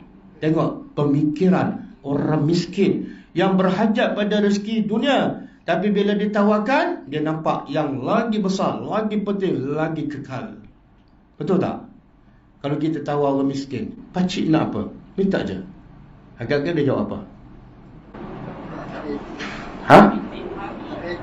Agak-agak ada tak orang miskin? "Ustaz, saya tak nak apa. Saya nak Ustaz ajar saya je. Ajar Quran, ajar tadabbur. Saya nak faham agama. Saya nak masuk syurga." Ada tak orang miskin macam tu? Ada? Kat mana? Jangan cakap saja. Kat mana tu? Saya nak jumpa orang miskin tu. Oh, sini. Alhamdulillah kalau ada. Tapi mungkin peratusnya sikit saja. Kesian tak pada mereka? Jahil agama, bila ditawarkan, yang dia nak ialah dunia. Berbeza, sangat berbeza. Itu golongan pertama. Golongan yang pertama Allah kata apa? Ulaika humus shadiqun. Inilah orang yang benar-benar beriman. Siapa? Miskin, berhijrah. Satu lagi, wa yansurunallaha wa rasulah. Orang miskin ni hidupnya sentiasa menolong Allah. Apa makna menolong Allah? Menolong agama Allah. Miskin tapi kerja dia berdakwah. Berapa ramai yang kaya tak menolong agama Allah, kan? Berapa ramai yang berilmu tapi tak menolong untuk menyebarkan agama Allah. Dan golongan kedua, wallazina tabawwa'ud dar. Tadi Allah puji orang muhajirin daripada Mekah. Yang kedua Allah nak puji siapa? Orang Ansar. Wallazina tabawwa'ud dar wal iman. Orang yang menempati satu tempat iaitu Madinah, wal iman, dan mereka beriman. Apa sifat golongan Ansar yang Allah puji? Apa dia sifat pertama? Surah Al-Hashr. Apa dah? Yuhibbuna man hajara ilaihim. Cinta. Mereka sangat cinta pada siapa ni? Orang yang berhijrah pada mereka. Orang hijrah, orang muhajirin datang ke Madinah. Mereka miskin ke kaya? Dan orang muhajirin yang bila datang ke Madinah dalam keadaan miskin. Miskin kan? Bila miskin, dia memerlukan ataupun dia memberi. Dia memerlukan dan memintakan. Saya nak tanya, senang tak kita nak sayang pada orang miskin yang berhajat banyak perkara? Senang tak kita nak sayang pada dia? Mak, bila kita sayang, kita akan rugi bukan? Ni cari penyakit ni. Betul tak? Tapi sifat orang Ansar yang Allah puji pada, pertama sekali, sayang pada orang miskin yang berhijrah kerana Allah. Cinta. Oh, susah. Sebab tu orang Ansar bagi tak semua yang mereka ada pada orang muhajirin. Tanda cinta, bukan cakap kosong. Bukan cakap kosong. Sehingga orang Ansar sanggup bagi apa? Oh, bila isteri kuat je. Sanggup bagi isteri. Dan bagi isteri pula, isteri yang mana ni? Ya Allah, tak boleh nak masuk kepala kan? Kita sayang pada orang miskin, jumpa orang miskin yang belum kahwin, kita ada 3 isteri. 3. Kita beritahu abang belum kahwin kan? Saya ada 3 isteri. Yang antara 3 ni, abang pilihlah. Yang paling muda, yang paling cantik, yang paling rajin, abang ambil lah. Oh, orang miskin pensan tak dengar tu? Ni orang ke malaikat? Macam tak mungkin berlaku. Tapi zaman Nabi berlaku tak? Apa yang menjadikan mereka begitu cinta pada orang miskin sampai sanggup bagi isteri? Apa yang menjadikan mereka macam tu? Quran. Kenapa sehingga mereka sanggup bagi yang mereka sayang? Isteri ni yang paling muda, yang paling cantik, dia sanggup bagi. Kenapa? Sebab mereka tahu bagi lan tanalul birra hatta tunfiqu. Aku bagi yang paling sayang untuk dapat yang lagi baik. Keyakinan tu, bila dia yakin dia akan dapat daripada Allah lebih baik, yang ni jadi tak sayang dah. Sebab yang dia dapat lagi baik. Faham tak? Tapi kita tak yakin. Berarti bila kita sedekah, kita bagi baju yang baru beli ke yang dah tak muat? Sebab apa? Dalam kepala kita, baju lebih penting daripada syurga. Allah kata, kalau nak terbaik bagi yang, betul kan? Ustaz, ada tak nak pergi ziarah miskin? Orang miskin ada. Ada, saya adalah pakai yang satu almari, memang saya tak pakai dah. Saya nak clearkan almari, nak masuk yang baru. Siapa tu? Pelajar tadabbur. Oh, susah. Sebab tu bercakap senang, belajar senang, tapi luar biasa. Saya ada kebun, ambillah kebun yang kamu suka. Saya ada isteri, ambillah yang sebab mereka yakin bila mereka bagi yang mereka sayang, mereka dapat cinta Allah. Ada tak bandingan dengan cinta Allah? Tidak boleh ditukar janji. Kita tengok Quran merasak dalam hati, dalam jiwa, sehingga tak ada rasa cinta pada dunia. Sebab cinta akhirat mengatasi cinta. Wal akhiratu khairun wa abqa. Akhirat jauh lebih baik dan lebih kekal.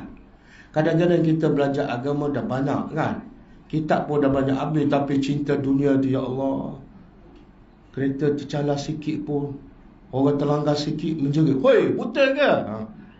Sayangnya padahal kalau orang langgar kita, kereta tu kalau kita repair mungkin 500. Tapi kalau kita sabar, tenang, nilai sabar dengan nilai repair kereta tu mana lebih mahal? Tapi masa tu nampak tak, kereta baru ni PM kena langgar. Dan semalam baru je belajar tajuk kelebihan sabar. Boleh tak nilai beza kelebihan sabar dengan kos beki kereta? Masa tu nampak yang mana? Dah berapa tahun mengaji tu? Betul tak? Susah nak masuk. Aku kos beki ni 500. Tapi kalau kau sabar, kau tenang, Allah kata apa? Innama yuwaffas sabiruna ajrahum bighairi hisab. Sesungguhnya Allah akan menyempurnakan pahala untuk orang yang sabar tanpa had. Oh, masuk dalam kepala, tak apa. Sikit je. Saya nak kelebihan sabar. Awak tak payah ganti. Oh, pengsan tak kawan tu? Kawan tu dah pucat menggeletar kan? Tengok pula kereta BM. Tiba-tiba kita cakap macam tu. Pengsan dia. Betul tak? Bayar. Saya tak ada duit. Bayar. Betul tak? Jadi, apa yang saya nak sampai rasanya dah sampai. Betul? Jelas tak? Apa dia? Oh, kasih sayang je. 1.5 jam saya cakap, kesimpulannya kasih sayang.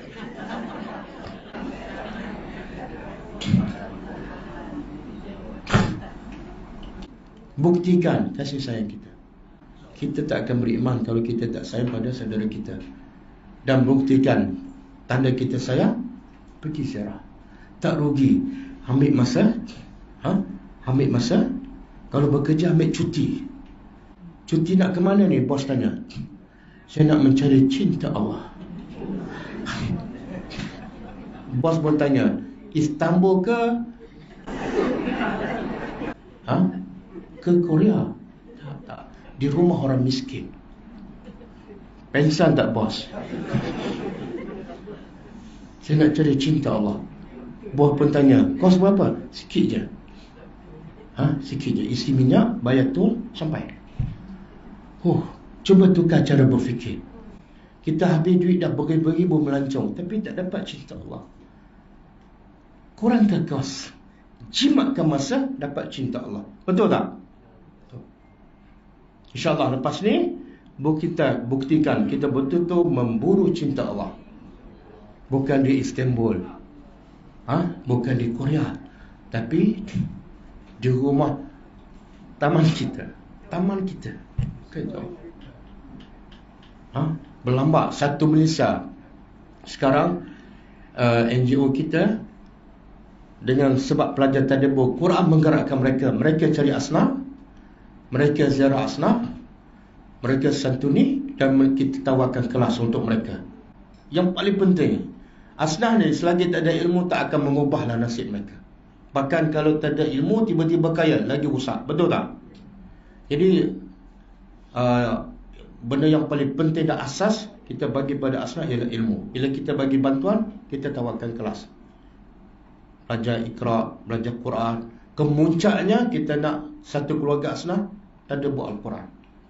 Dan sekarang kita ada pelajar asnaf yang belajar dengan guru tajaran kita di satu Malaysia 1,000 lebih asnaf. Dan kita ada guru yang kita taja lebih kurang 70 orang. Dan kebanyakan guru yang mengajar pelajar tadabbur.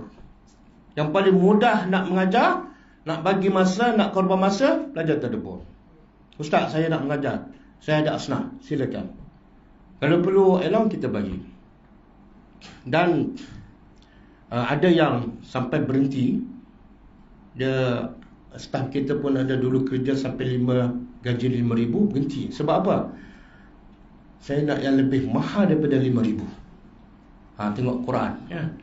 Ada guru sekolah, dia ada master, resign daripada guru sekolah, gaji 5,000, kerja sepenuh masa dengan kita lantik dia sebagai pengurus. Sekarang dia dah cari asnaf, lebih kurang 60 asnaf. Dia buat kelas lagi, dia cari, dia santuni, dia buat kelas. Dia rasa bahagia. Sebab apa? Dia akan dapat apa? Cinta Allah. Dia akan dapat rahmat Allah. Tu cinta Allah, rahmat Allah tak nampak tu. Susah nak masuk kat sini. Yang nampak ialah RM. Betul tak? Okey, jadi insya-Allah kita semua datang. Biasa saya datang jumpa pelajar tak ramai. Bila tak ramai, sempat kita bertaruh. Taruh penting sebab kita nak wujudkan kasih sayang. Semalam kita sempat ziarah seorang pelajar tadabbur kita yang isteri dia sakit. Siapa Haris. Ada pelajar tadabbur. Dia buat nota apa semua, dia begitu isteri dia sakit 6 tahun, kita pergi ziarah. Jadi biasa kita buat percubaan pelajar tak ramai. Jadi kita boleh bertaruh. Tapi ni kalau saya bertaruh sampai petang ni. Sebab kadang-kadang kita tahu nama tapi tak tahu masalah dia. Berbeza tu. Kita tahu masalah dia, kita tahu masalah anak dia. Bila kita tanya, kita santuni, dia lagi suka dan sayang pada kita. Itu yang menguatkan hubungan. Sebab tu hubungan kita guru dengan pelajar bukan dalam kelas dia, tapi di mana-mana dan bila-bila masa. Okey. Antara bahan yang kita sampaikan bila kita ziarah asnaf, buku-buku poket ni. Kita ada bahan yang dikeluarkan oleh NGO kita sendiri.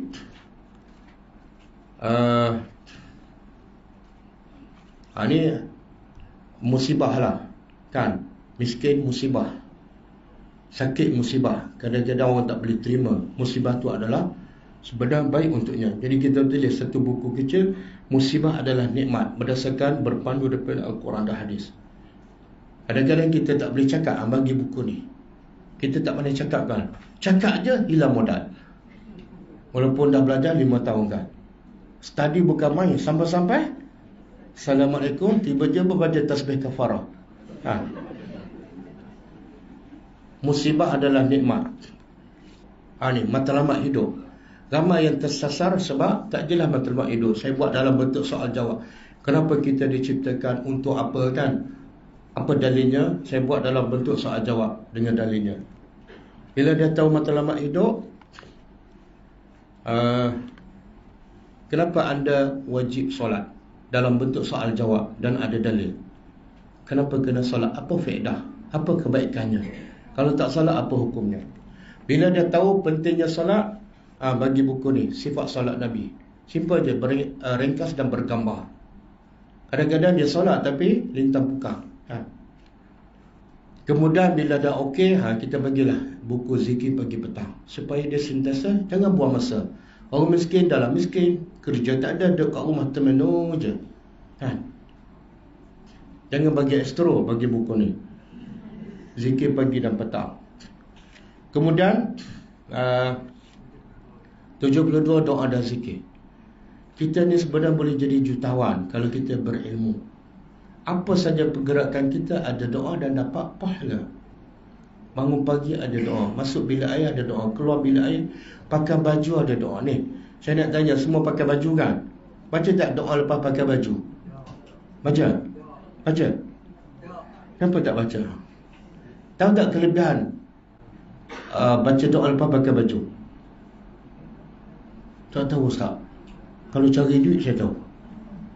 Nabi kata siapa pakai baju, kemudian baca doa lepas pakai baju, diampunkan segala dosanya yang kecil dulu dah akan datang. Ya Allah, rahmat Allah. Dahlah dia cipta kita, baju pun dia bagi. Cuma dia minta baca doa aja, setengah minit diampunkan dosa. Itu pun malas. Ada masalah tak? Ustaz, saya tak hafal. Sebab tu saya buat dalam bentuk buku kecil. Ustaz, saya dah beli tapi hilang. Sebab tu saya bawa lagi supaya beli lagi. Dan supaya takut hilang lagi, beli banyak. Letak dalam kereta, letak dalam, subhanallah, ini apa ni? Shopping mall akhirat ni. Pakai baju, hujan, doa, bersin, doa, naik kereta, musafir, naik jalan tinggi, peti, semua ada. Semua adalah sumber ekonomi kita di akhirat. Tapi kalau tak ada ilmu, jadi saya mudahkan saya tulis. Dan kepentingan tadabbur Al-Quran. Ramai yang baca Quran tapi tak faham. Banyak kebaikan yang terlepas. Saya nak tanya pelajar tadabbur Al-Quran, sejak belajar tadabbur Al-Quran, rasa dapat banyak tak kebaikan? Banyak sikit kan? Banyak. Banyak. Allah kata Hazal kitabun anzalna ilaika mubarakun. Quran ni penuh dengan kebaikan yang banyak dan berterusan. Tapi untuk siapa? Caranya apa dah? Lihat dan baru, supaya mereka mentadabbur ayat-ayatnya, wa liyatazakkara ulul albab, dan supaya lepas tadabbur ambil pengajaran, bergerak, berjalan. Kepentingan tadabbur Al-Quran. Ini kadang-kadang kita ziarah asnaf, dia sakit, stroke, tak solat. Sebab apa? Susah. Kita tulis buku ringkas cara solat orang sakit bergambar. Kesian mereka. Dalam miskin, mati dalam keadaan tak solat. Kan, kesian nasib mereka di akhirat besok. Okey, buku ni kalau untuk bagi pada asnaf, kita akan bagi percuma. Ada orang kata dia minta 200. Kita tanya untuk apa? Untuk asnaf. Kita bagi free. Tapi jangan mengaku asnaf kalau kita bukan asnaf. Kita jual. Siapa yang ada duit, jual lah. Duit tu kita akan guna untuk dakwah. Semua ni harganya murah je. RM4, RM4.50 je. Cuma ada satu yang nipis ni RM3.50. Jadi siapa nak boleh dapati di belakang. Di belakang. Dan di sini pun ada buku kan. Okey. Jadi saya rasa cukup setakat tu. Pukul 11 tepat. Jadi saya minta maaf sebab tak boleh sampai ke petang. Sebagaimana permintaan Cik Nasir. Okey, jadi ada soalan tak? Waalaikumsalam terus. Waalaikumsalam. Saya ada satu kemudahan di kita ada pusat tarbiyah kita di duduk. Saya bercadang selama saya bekerja dengan Jawab Ustaz ni, saya bercadang untuk menggunakan pusat itu untuk sekarang ni kita ada bahasa Arab dan juga bahasa Quran. Cuma dari segi pengisian tadabbur ni saya nampak tak ramai yang boleh memberi tadabbur sebagai Ustaz lagi lah. Mungkin dari segi mengajar. Walaupun kita telah diberikan semangat untuk kita menjalankan tugas dakwah. Jadi saya kalau boleh mungkin di peringkat saya di Pasir Mas, saya boleh menyediakan tempat dan dewan kita boleh membuatkan dengan aircon dan sebagainya. Berapa ramai? 700 orang. Oh, masya-Allah. Dengan aircon dan sebagainya. Di mana tu? Di Meranti di Pasir Mas. So saya rasa dengan kemudahan begini dan juga semangat kita ni, kadang-kadang kita bekerja ni untuk buat dakwah ni, kalau kita sorek-sorek lah, kalau sorek kita rasa lemah. Kita banyak tadabbur tapi kita nak buat aplikasi dalam bentuk kerja tu jadi susah. Jadi kalau kita ada satu persatuan ataupun satu gerak kerja yang semua boleh terlibat, saya rasa itu lebih. So kalau boleh Ustaz bagi sedikit, walaupun tip-tip tadi sepatutnya sudah cukup untuk merasa kita membuat kerja tu, tapi kita kadang-kadang berseorangan ni, kadang-kadang kita tak tahu nak pergi cari hasnah macam mana, nak terlibat secara langsung tu mungkin kekengan masa dan sebagainya. Mungkin kalau kita ada satu organisasi ataupun IFAC pun saya difahamkan ada buat. Semuanya di peringkat daerah masing-masing tu kalau ada lebih gerak kerja yang tersusun, saya rasa dapat membantu kita. Okey. Bagus. Satu bukan soalan cadangan. Pertama, apa dia tips untuk kita mendorong ataupun membantu, memberi kekuatan untuk kita buat kerja dakwah? Dia sebenarnya pendorong yang paling penting dan paling utama ialah Quran. Bila kita faham Quran, Quran akan menggerakkan kita. Saya bagi contoh yang ramai pelajar tadabbur, kadang-kadang kita belum pergi, dia dah pergi cari orang miskin. Dia pergi je. Dia sebenarnya kerja Allah dah janji, in tansurullah yansurkum. Kalau betul kamu ikhlas nak menolong agama Allah, kamu buat apa yang Allah suruh. Ketika itu datang pertolongan Allah. Ada pelajar-pelajar tadabbur, dia pergi cari asnaf. Bila cari asnaf, dia bagi maklumat pada kita. Kita pun pergi ziarah. Kita tunjuk cara ziarah asnaf macam mana kan. Kita dengar je apa dia nak cakap. Setengah jam lah. Jangan kita pula bersarah, tak tahu lagi keadaan dia kan. Mendengar apa dia cakap, apa masalah dia. Sebab orang miskin ni banyak masalah, tapi dia tak tahu nak mengadu pada siapa. Kita pergi pula tutup telinga, cerita hal kita. Dengar. Dia nak cerita apa kan, setengah jam ke, ceritalah. Saya dengar je. Lepas tu bila kita dengar masalah, kita boleh gambarkan apa masalah dia sebenarnya. Baru kita boleh cakap benda yang sesuai dengan masalah dia. Sebab itulah pelajar-pelajar tadabbur yang nak buat kerja dakwah, dia cari asnaf, kemudian dia panggil kita datang. Kita bawa dia pergi ziarah asnaf. Jadi saya minta abang cari asnaf di sekitar Pasimah, bagi tahu kita akan datang, kita pergi ziarah sama-sama. Satu. Yang kedua, kita akan buat perjumpaan di tempat itu dengan mana-mana pelajar tadabbur. Kita guna pelajar tadabbur ni untuk menggerakkan dan juga termasuk untuk mengajar. Pelajar tadabbur takkan tak boleh mengajar Iqra. Betul tak? Boleh Iqra. Pelajar tadabbur takkanlah tak boleh ajar cara wuduk yang betul pada Asnaf.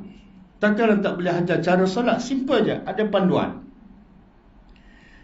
Asnaf ni nak belajar tak kitab-kitab besar, Sahih Bukhari? Ustaz, saya nak belajar Sahih Bukhari je. Dia pun tak tahu Sahih Bukhari apa. Yang dia tahu nasi Bukhari je. Jadi sepanjang kita, pengalaman kita ziarah Asnaf, bila kita nak ajar, dia zero, tak tahu apa. Dia bersedia mendengar apa saja kita cakap. Nah, itu amanah lah. Kita, bila dia bersedia, senang kita nak sampaikan. Tapi amanah, sampaikan yang hanya ahsan, yang terbaik, yang bersumber daripada Quran dan hadis. Jadi bila cari Asnaf, kita sejarah, kita tawarkan kelas. Bila dia nak kelas, kita cari guru. Keutamaan cari guru daripada pelajar tadabbur. Kadang-kadang kita sendiri boleh mengajar benda simple je, kan? Kemudian berkembang lagi, cari lagi Asnaf yang baru. Bila semakin bertambah, perlukan guru, cari lagi guru tambahan. Yang kita utamakan pelajar tadabbur. Dan pelajar Asnaf ni bila kita ajar, mereka tunjuk perubahan, peningkatan dan betul-betul istiqamah, dan mereka perlukan bantuan secara tetap. Mungkin suami stroke ke, tak boleh kerja, kita bagi bantuan bulanan. Sekarang lebih kurang 30 Asnaf satu Malaysia, kita bagi bantuan bulanan. Ada 200, ada 300, ada sampai 500. Ada kita bayar sewa 650 sebulan. Sebab apa? Kita nak dia fokus belajar. Jangan fikir pasal cari rezeki. Sebab tanpa ilmu tak akan menyelesaikan masalah mereka. Betul tak? Bagilah duit bagaimana tak akan selesai. Berapa banyak NGO pergi hantar barang tinggal. Tak ada masalah. Betul tak? Dia tak solat, dia tak faham agama, anak isteri buka aurat, tak akan selesai masalah. Tapi kalau Asnaf, bila dah belajar, dia malah belajar, tak istiqamah, kita stopkan bantuan. Kita nak didik dia.